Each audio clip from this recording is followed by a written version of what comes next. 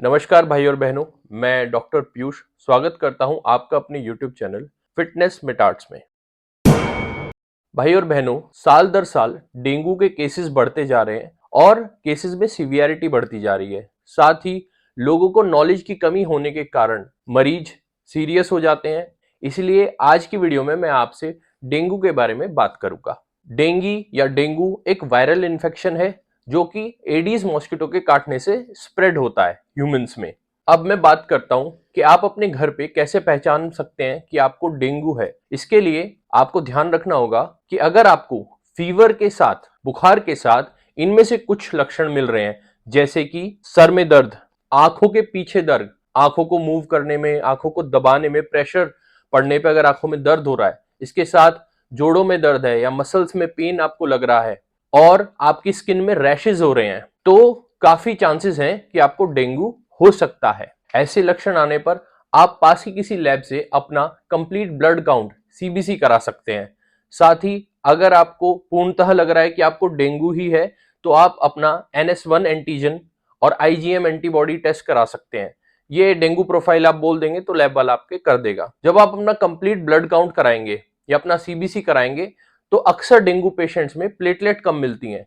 ये प्लेटलेट आम आदमी में 1.5 लाख से ज्यादा होती है, लेकिन डेंगू के मरीजों में 1.5 लाख से कम मिलेंगी। अक्सर डेंगू के मरीजों में WBC काउंट या TLC काउंट जो होता है, ये 5000 से कम मिलता है। NS1 एंटीजन का टेस्ट पॉजिटिव आना या IgM एंटीबॉडीज का 4 गुना बढ़ जाना, ये बता रहे हैं कि आपको डेंगू हुआ है। ऐसे में घबराएं नहीं। तो करना क्या है? कुछ नहीं। मैक्सिमम केसेस में डेंगू एक वायरल इन्फेक्शन है जो सेल्फ लिमिटिंग होता है, खुद ही ठीक हो जाता है। ज्यादा इसमें परेशान नहीं होना होता और इन बातों का ध्यान दें जो मैं आपको बताने वाला हूं। तो डेंगू में मरीज की जो ब्लड वेसल्स होती हैं वो लीकी हो जाती हैं, प्लाज्मा उनमें से लीक होता है, इसलिए मरीज में पानी की कमी होती है।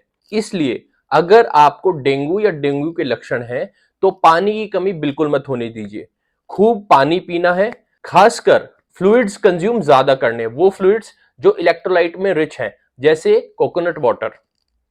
आप डेली ORS को पानी में घोल के पी सकते हैं, ये भी आपके फ्लूइड और इलेक्ट्रोलाइट्स को रिप्लेनिश करेगा। जूस आप ले सकते हैं, फ्रेश जूस जो आपके घर में बने हैं, बाजार के जूस नहीं। बाजार के जूस हमेशा अवॉइड करने होते हैं।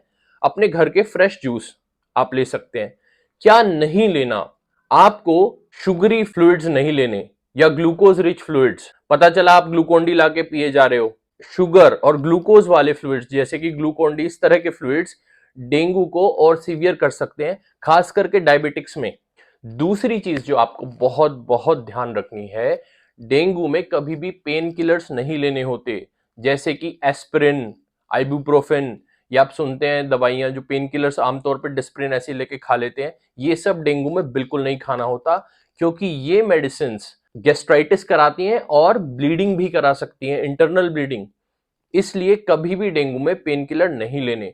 अगर आपको दर्द है या बुखार आ रहा है तो आप सिर्फ और सिर्फ पैरासिटामोल ले सकते हैं, वो भी 6 घंटे का अंतर रखते हुए।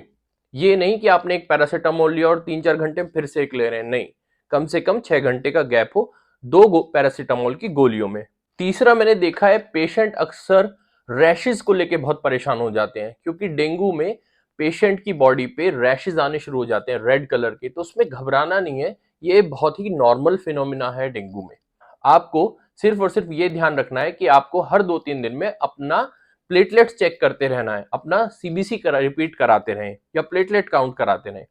अगर आपकी प्लेटलेट्स 1 लाख से कम जा रही हैं तो डेली प्लेटलेट काउंट आप करा सकते हैं, और अगर ये प्लेटलेट काउंट 50,000 से कम चला गया है तो तुरंत हॉस्पिटल चले जाएं। वैसे तो मैक्सिमम केसेस में डेंगू सेल्फ लिमिटिंग होता है और आप घर पे ही अपना ध्यान रख सकते हैं, लेकिन मैं कुछ ऐसे वार्निंग साइंस बताना चाहता हूं आपको, जिनके बाद आपको तुरंत डॉक्टर को विजिट करना चाहिए या इमरजेंसी हॉस्पिटल की इमरजेंसी में जाना चाहिए।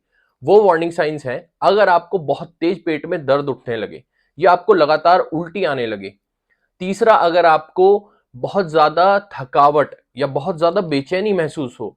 चौथा, अगर आपके हाथ पैर ठंडे पड़ने लगे। पांचवा, अगर आपको कहीं से भी ब्लीडिंग होती दिख रही है, जैसे कि कभी भी नाक से खून अगर आपके आ गया या मसूड़े में खून आ गया या आपके पेशाब में खून आया है। पेशाब में खून को आप कैसे पहचानेंगे? थोड़ा डार्क कलर यूरिन आए या आपके डार्क कलर की पॉटी आए, तो ये बता रही है कि आपको शायद कोई इंटरनल ब्लीडिंग शुरू हो चुकी है। ऐसे केस में आपको तुरंत डॉक्टर के पास जाना है। और साथ ही अगर आपको खूब पानी पीने के बावजूद भी पिछले 4-6 घंटे से पेशाब नहीं आ रहा है, तो इन सभी बातों का मतलब यही है कि आपको तुरंत इमरजेंसी जाना है। डेंगू ऐसी सीवियर फॉर्म जनरली तभी लेता है जब आप लोगों की तरफ से लापरवाही होती है। डेंगू में सबसे जरूरी होता है प्रिवेंशन। ऐसा इसलिए कि क्लासिकल डेंगू फीवर ज्यादा खतरनाक नहीं होता, लेकिन यह खतरनाक तब बन जाता है जब ये किसी कम्युनिटी में बार बार होता रहे, या डेंगू के 4 सीरोटाइप्स होते हैं, उसमें से जो सेकंड सीरोटाइप है अगर उसका इन्फेक्शन दोबारा से हो जाए तो ये जानलेवा हो सकता है और घातक हो सकता है। इसलिए ये जरूरी है कि आप डेंगू को होने से रोकें। डेंगू का प्रिवेंशन सबसे ज्यादा जरूरी है और डेंगू को प्रिवेंट आप तभी कर सकते हैं जब आप एडीज मॉस्किटो की ब्रीडिंग को कंट्रोल कर पाएं। एडीज मॉस्किटो की ब्रीडिंग को रोकने के लिए कहीं भी घर के आसपास सफाई रखें, अपने घर के आसपास पानी जमा ना होने दें। रुके हुए पानी में ही ये मॉस्किटो ब्रीड करता है।